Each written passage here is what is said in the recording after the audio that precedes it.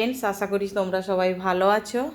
আজকে সোমবার আর এখন ঘড়িতে প্রায় 3টা আর আমার রান্না বান্না কমপ্লিট।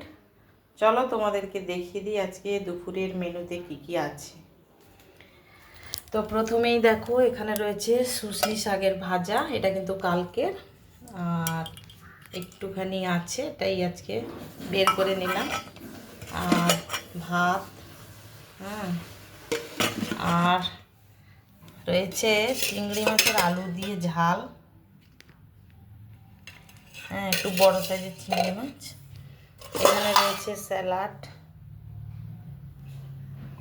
আর এখানে রয়েছে ঝিঙে দিয়ে ডাল। তো এটাই হচ্ছে আমাদের আজকের লাঞ্চের মেনু। আর রয়েছে দেখো গাছের আম পেকেছে, সেই আম কেটে রাখা হয়েছে।